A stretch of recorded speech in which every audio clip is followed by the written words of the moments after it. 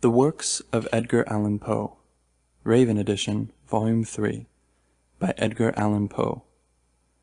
A Tale of the Ragged Mountains. During the fall of the year 1827, while residing near Charlottesville, Virginia, I casually made the acquaintance of Mr. Augustus Bedloe. This young gentleman was remarkable in every respect, and excited in me a profound interest and curiosity. I found it impossible to comprehend him either in his moral or his physical relations. Of his family I could obtain no satisfactory account. Whence he came I never ascertained. Even about his age, although I call him a young gentleman, there was something which perplexed me in no little degree. He certainly seemed young, and he made a point of speaking about his youth.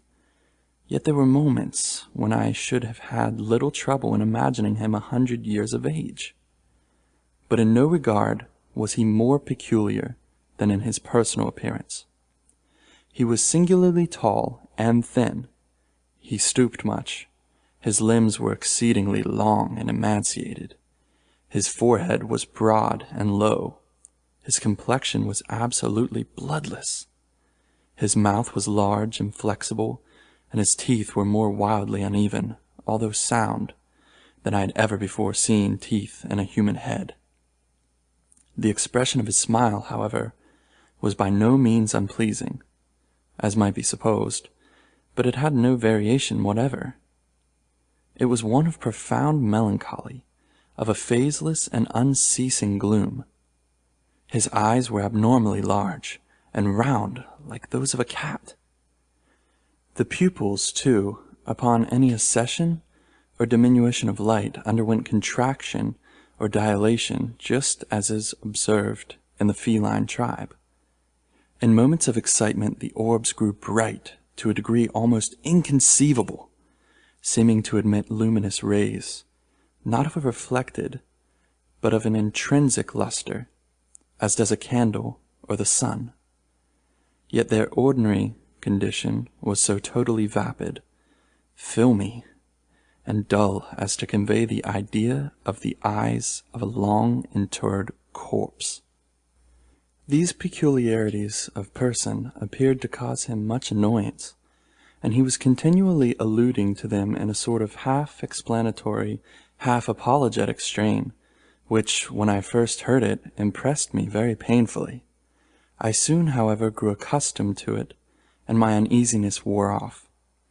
It seemed to be his design rather to insinuate than directly to assert that, physically, he had not always been what he was, that a long series of neurologic attacks had reduced him from a condition of more than usual personal beauty to that which I saw.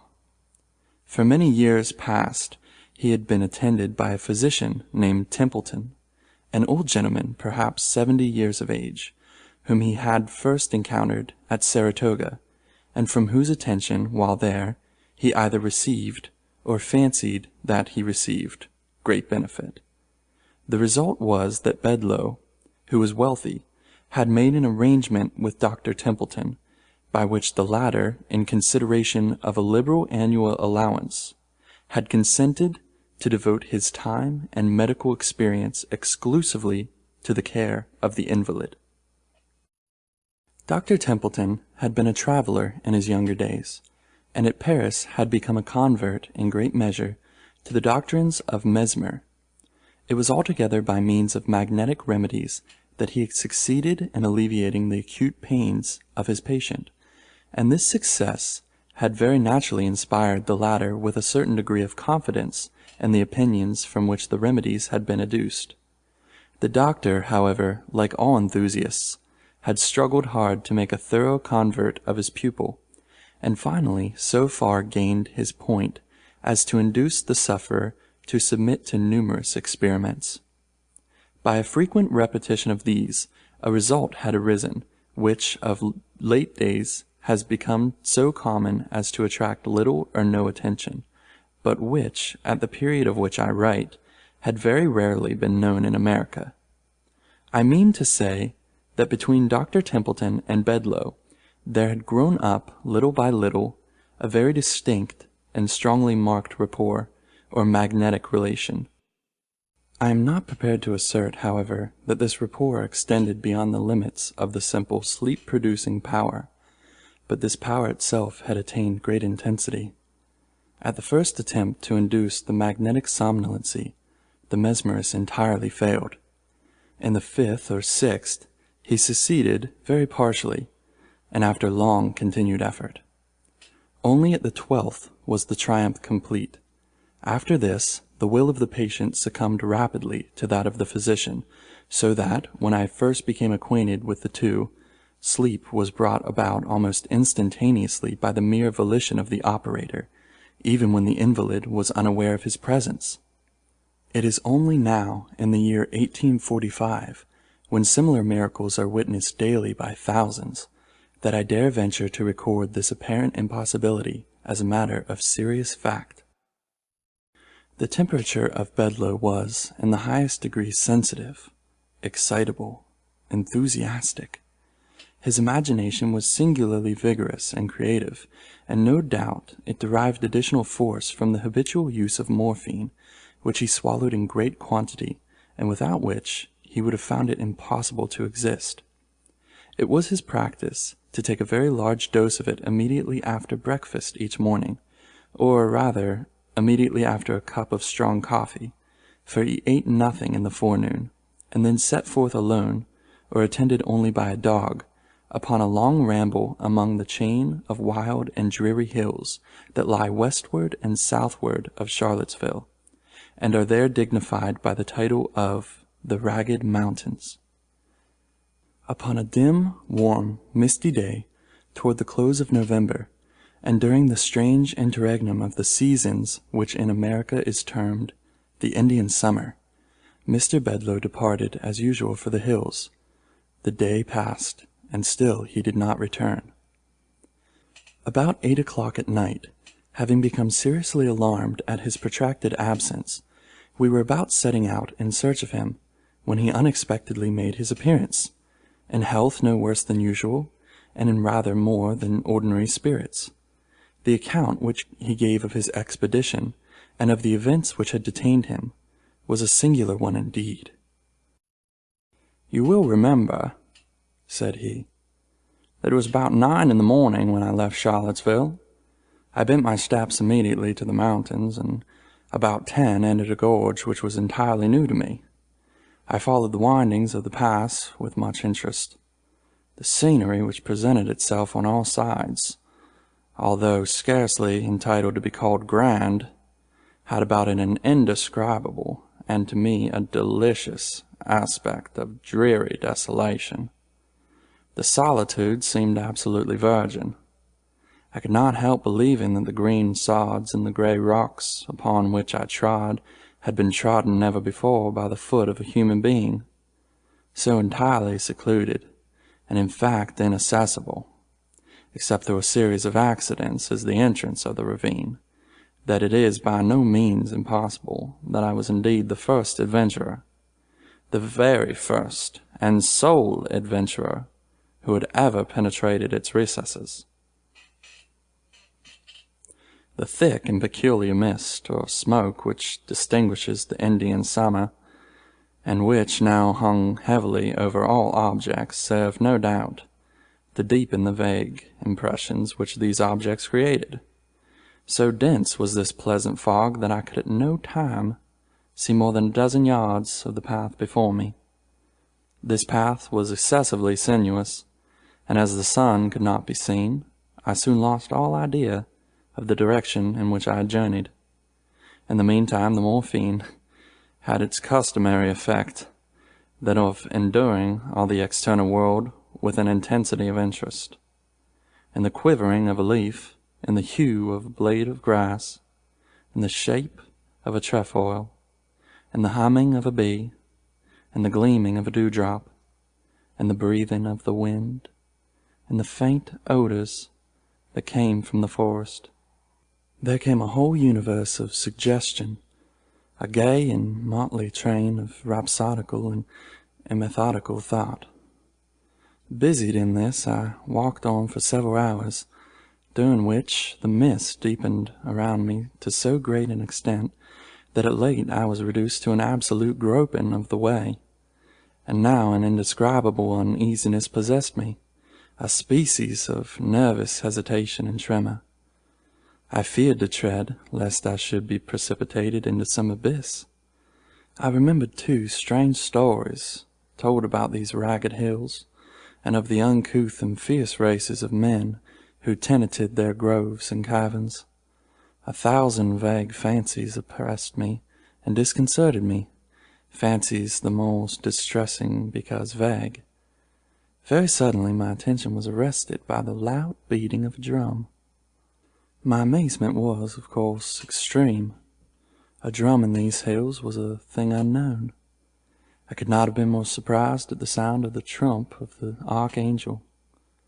But a new and still more astounding source of interest and perplexity arose. There came a wild rattling, a jingling sound, as if of a bunch of large keys, and upon that instant a dusky-visaged and half-naked man rushed past me with a shriek. He came so close to my person that I felt his hot breath upon my face. He bore in one hand an instrument composed of an assemblage of steel rings, and shook them vigorously as he ran. Scarcely had he disappeared in the mist before, panting after him with open mouth and glaring eyes, there darted a huge beast. I could not be mistaken in its character. It was a hyena. The sight of this monster rather relieved than heightened my terrors, for I now made sure that I dreamed, and endeavored to arouse myself to waking consciousness. I stepped boldly and briskly forward. I rubbed my eyes, I called aloud, I pinched my limbs. A small spring of water presented itself to my view, and here stooping, I bathed my hands and my head and neck. This seemed to dissipate the equivocal sensations which had hitherto annoyed me. I arose, and, as I thought, a new man, and proceeded steadily and complacently on my unknown way. At length, quite overcome by exertion, and by a certain oppressive closeness of the atmosphere, I seated myself beneath a tree. Presently there came a feeble gleam of sunshine, and the shadow of the leaves of the tree fell faintly but definitively upon the grass. At this shadow I gazed wonderingly for many minutes. Its character stupefied me with astonishment, and I looked upward. The tree was a palm. I now rose hurriedly, and in a state of fearful agitation, for the fancy that I dreamed would serve me no longer. I felt that I had perfect command of my senses, and these senses now brought to my soul a world of novel and singular sensation. The heat became all at once intolerable. A strange odor loaded the breeze. A low continuous murmur, like that arising from a full but gently flowing river, came to my ears, intermingled with the peculiar hum of multitudinous human voices. While I listened in an extremity of astonishment, which I need not attempt to describe, a strong and brief gust of wind bore off the incumbent fog as if by the wand of an enchanter. I found myself at the foot of a high mountain, and looking down into a vast plain, through which wound a majestic river. On the margin of this river stood an eastern-looking city, such as we read of in the Arabian tales, but of a character even more singular than any there described. From my position, which was far above the level of the town, I could perceive its every nook and corner as if delineated on a map. The streets seemed innumerable, and crossed each other irregularly in all directions, but were rather long, winding alleys than streets, and absolutely swarmed with inhabitants. The houses were wildly picturesque.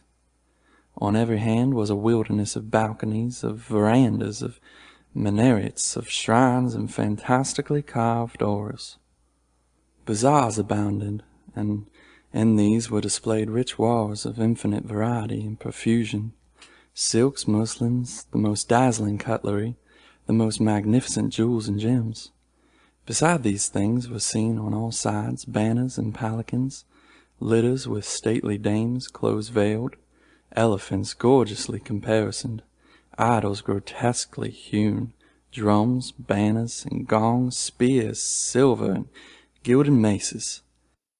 And amid the crowd and the clamor, and the general intricacy and confusion, amid the million of black and yellow men, turbaned and robed, and of flowing beard, there roamed a countless multitude of holy filleted bulls, while vast legions of the filthy and scraped ape clamored, chattering and shrieking about the cornices and mosques, or clung to the minarets and orals. From the swarming streets to the banks of the river there descended innumerable flights of steps leading to bathing places, while the river itself seemed to force a passage with difficulty through the vast fleets of deeply burthened ships that far and wide encountered its surface. Beyond the limits of the city arose, in frequent majestic groups, the palm and the coca, and other gigantic and weird trees of vast age, and here and there might be seen a field of rice, the thatched hut of a peasant, a tank, a stray temple or gypsy camp, or a solitary graceful maiden taking her way, with a pitcher upon her head, to the banks of the magnificent river. You will say now, of course, that I dreamed, but not so. What I saw, and what I heard, what I felt, what I thought, had about it nothing of the unmistakable idiosyncrasy of thy dream. All was rigorously self-consistent. At first, doubting that I was really awake, I entered into a series of tests, which soon convinced me that I really was. Now, when one dreams, and in the dream suspects that he dreams, the suspicion never fails to confirm itself, and the sleeper is almost immediately aroused. Thus, Novalis errs, not in saying that we are neo walking when we dream that we dream. Had the vision occurred to me as I describe it, without my suspecting it as a dream, then a dream it might absolutely have been. But, occurring as it did, and suspected and tested as it was, I am forced to class it among other phenomena. "In this I am not sure that you are wrong," observed Dr. Templeton. "But proceed. You arose and descended into the city." I arose, continued Bedloe, regarding the doctor with an air of profound astonishment. I arose, as you say, and descended into the city. On my way I fell in with an immense populace, crowding through every avenue, all in the same direction, and exhibiting in every action the wildest excitement. Very suddenly, and by some inconceivable impulse, I became intensely imbued with personal interest in what was going on. I seemed to feel that I had an important part to play, without exactly understanding what it was. Against the crowd which environed me, however, I experienced a deep sentiment of animosity. I shrank from amid them, and swiftly, by a circuitous path, reached and entered the city. Here all was the wildest tumult and contention. A small party of men, clad in garments half Indian, half European, and officered by gentlemen in a uniform partly British, were engaged at great odds with the swarming rabble of the alleys. I joined the weaker party, arming myself with the weapons of a fallen officer, and fighting I knew not whom with the nervous ferocity of despair. We were soon overpowered by numbers and driven to seek refuge in the species of kiosk. Here we barricaded ourselves, and for the present were secure. From a loophole near the summit of the kiosk, I perceived a vast crowd in furious agitation, surrounding and assaulting a gay palace that overhung the river. Presently, from an upper window of the place, there descended an effeminate-looking person, by means of a string made of the turbans of his attendants. A boat was at hand, in which he escaped to the opposite bank of the river. And now a new object took possession of my soul. I spoke a few hurried and energetic words to my companions, and having succeeded in gaining over a few of them to my purpose, made a frantic sally from the kiosk. We rushed amid the crowd that surrounded it. They retreated at first before us. They rallied, fought madly, and retreated again. In the meantime we were borne far from the kiosk, and became bewildered and entangled among the narrow streets of tall, overhanging houses, into the recesses of which the sun had never been able to shine. The rabble pressed impetuously upon us, harassing us with their spears and overwhelming us with flights of arrows. These latter were very remarkable, and resembled in some respects the writhing crease of the melee. They were made to imitate the body of a creeping serpent, and were long and black with a poisoned barb. One of them struck me upon the right temple. I reeled and fell. An instantaneous and dreadful sickness seized me. I struggled, I gasped, I died. "You will hardly persist now," said I, smiling, "that the whole of your adventure was not a dream. You are not prepared to maintain that you are dead."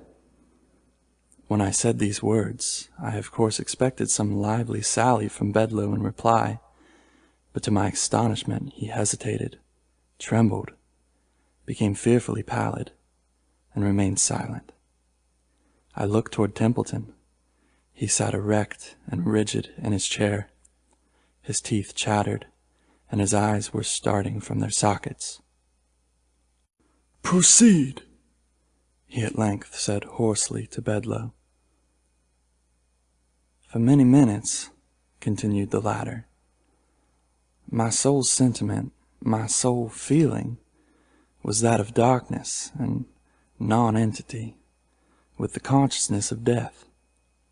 At length there seemed to pass a violent and sudden shock through my soul, as if of electricity. With it came the sense of elasticity and of light.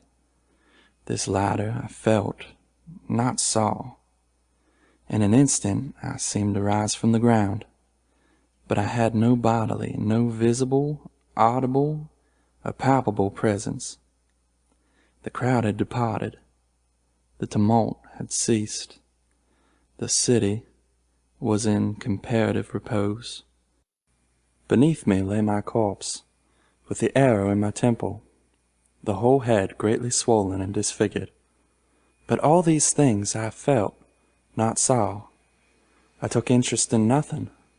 Even the corpse seemed a matter in which I had no concern. Volition I had none, but appeared to be impelled into motion, and flitted buoyantly out of the city, retracing the circuitous path by which I had entered it. When I had attained that point of the ravine in the mountains at which I had encountered the hyena, I again experienced a shock, as of galvanic battery.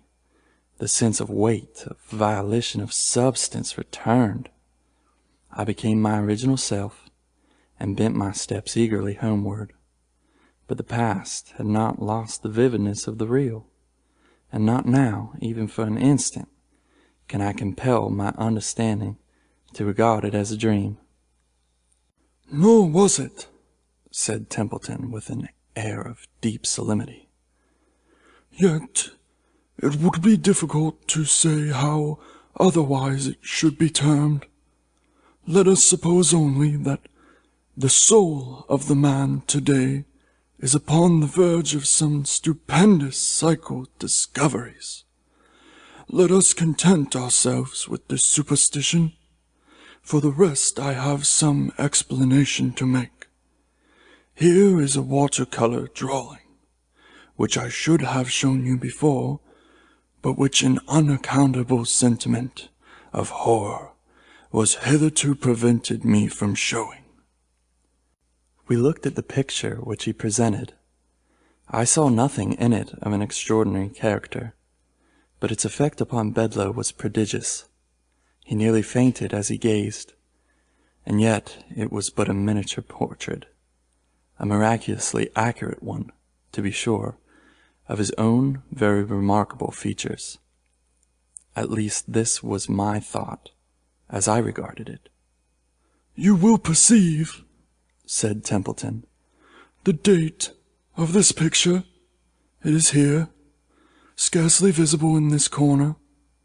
1780. In this year was the portrait taken. It is the likeness of a dead friend, a Mr. Odlub, to whom I became much attached at Calcutta during the administration of Warren Hastings. I was then only 20 years old.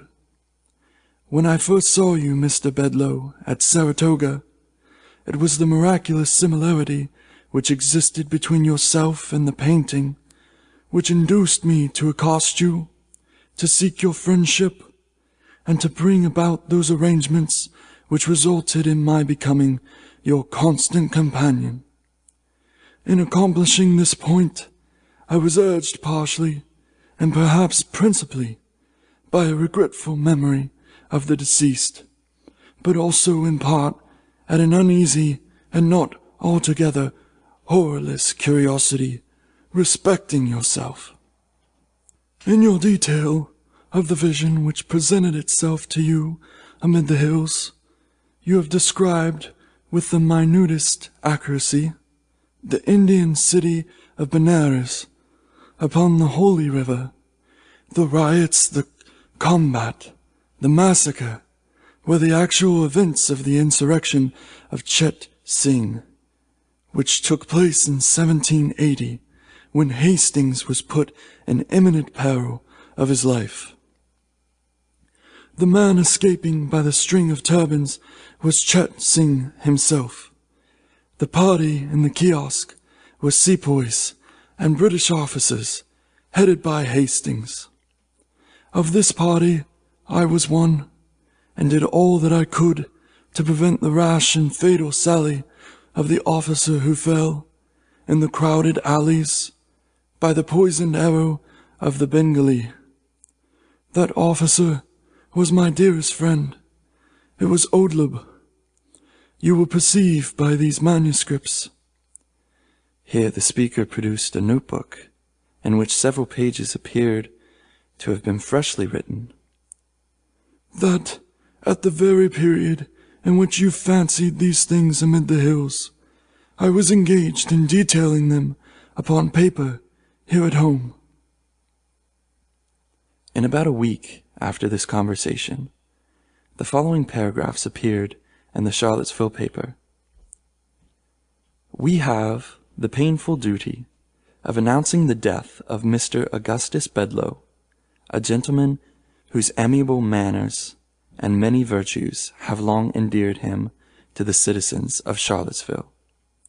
Mr. B, for some years past, has been subject to neuralgia, which has often threatened to terminate fatally, but this can be regarded only as the mediate cause of his decease. The proximate cause was one of especial singularity. In an excursion to the Ragged Mountains, a few days since, a slight cold and fever were contracted, attended with great determination of blood to the head. To relieve this, Dr. Templeton resorted to topical bleeding. Leeches were applied to the temples. In a fearfully brief period, the patient died. When it appeared that in the jar containing the leeches had been introduced by accident one of the venomous vermicular sangsues, which are now and then found in the neighboring ponds, this creature fastened itself upon a small artery in the right temple. Its close resemblance to the medicinal leech caused the mistake to be overlooked until too late. N.B. The poisonous sangsu of Charlottesville may always be distinguished from the medicinal leech by its blackness, and especially by its writhing or vermicular motions, which very nearly resemble those of a snake. I was speaking with the editor of the paper in question upon the topic of this remarkable accident, when it occurred to me to ask how it happened that the name of the deceased had been given as Bedloe. "I presume," I said, "you have authority for this spelling, but I have always supposed the name to be written with an E at the end." "Authority? No," he replied. "It's a mere typographical error. The name is Bedloe, with an E, all the world over, and I never knew it to be spelt otherwise in my life." "Then," said I mutteringly, as I turned upon my heel, "then indeed has it come to pass that one truth is stranger than any fiction. For Bedloe without the E, what is it but Oldlib conversed? And this man tells me that it is a typographical error.